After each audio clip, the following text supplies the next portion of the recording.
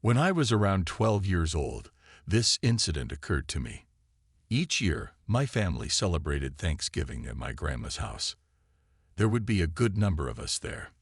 We would also frequently enjoy a large chicken while watching rugby.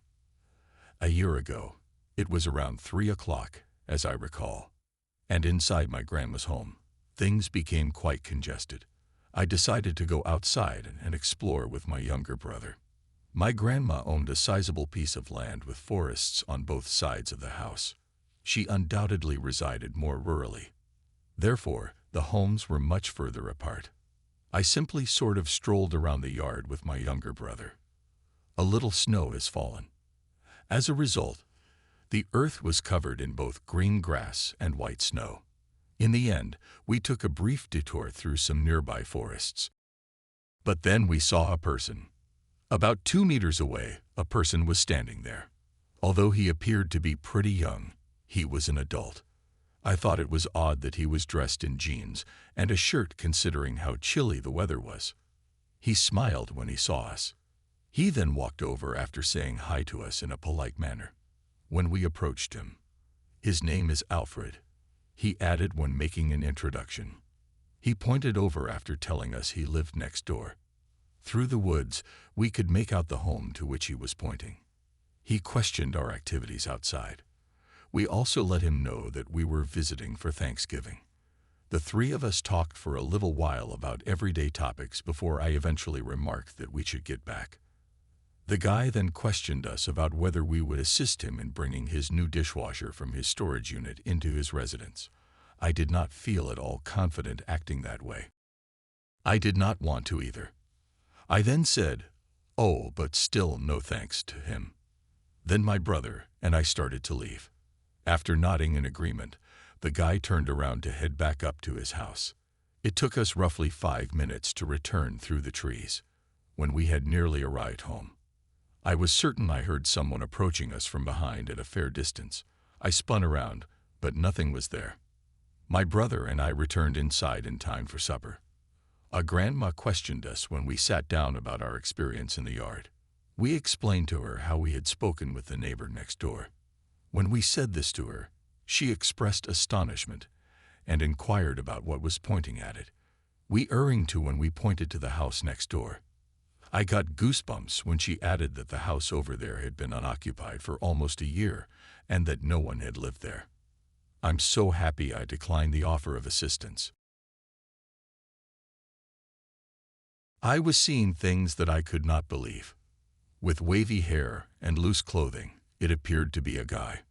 My initial reaction was to flee, but I was aware that if I wanted to return upstairs, I would have to sprint past the guy. I decided that hiding behind the chairs was the next best thing, so I attempted that. My goal was to return upstairs. However, as far as I was aware, he was still hiding behind the refrigerator. There, I sat for what seemed like an age. In actuality, it likely took 15 minutes or less. Finally, I noticed the upstairs door open. When my mother called out to me to inquire what was taking so long, I at first felt afraid. I felt a little more assured after reading this. Thus, I left. I also promised to bring it up when I was speaking with her. I took the seats and descended the steps. But to my amazement, the man had left by the time I reached the refrigerator. He must have found another location in some way. I climbed the steps once more. I banged the door closed and informed my mother that there was a person down there as soon as I was fully awake. My father walked downstairs to take a look around when he heard this. Around 5 minutes later, he returned and reported that no one was present down there. Even after returning down with him, we were unable to locate anyone. I thought I was going crazy and hallucinating. The guy was just not down there anymore, but I had the impression that he had somehow departed. That evening, I still wasn't sure what had transpired as I went to sleep. On Thanksgiving Day, I was the first to rise when I got up and headed downstairs, so I rushed to the basement door after that. I looked and discovered the door was completely open. Our house's front door was likewise unlocked. We all came downstairs to check around when my parents woke up, but there was nothing there. I stopped feeling insane because whoever was down there must have departed during the night. I did, however, feel much creepier now. But I will never understand how they managed to evade us the first time we walked down there. This is the most terrifying and insane event that has ever occurred. It also occurred on Thanksgiving. I was probably 20 years old at the time. Additionally, my family hosted Thanksgiving at our home. In my estimation, there were roughly 15 individuals there in all. Mostly my relatives. We had a great deal to eat. It appeared to be another wonderful Thanksgiving. A few folks had departed and gone home by around 10:00 p.m. I was also watching rugby while seated on the sofa. All of a sudden, without warning, our home lost all electricity, leaving everything entirely in the dark. It was not thundering or something, which made it bizarre. We then began to hear these deafening blows at the front door. It was quite awful. I carefully stood up and walked out of the room to check out the front door from the window. At the main entrance, 6 people were gathered there wearing black masks and all black clothing. I leaped back the moment I noticed this.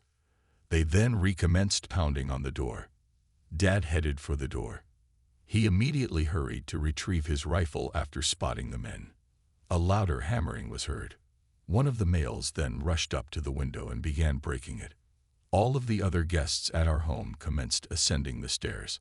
I also heard somebody say they were contacting the cops, so I know that. My father returned downstairs and exclaimed that he was about to kill everyone while pointing his rifle in the window.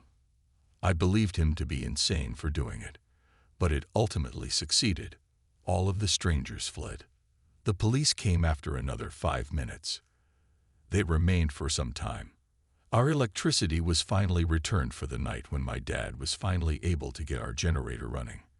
As it turned out, one of our electrical cables had been severed, which made for a chaotic Thanksgiving night.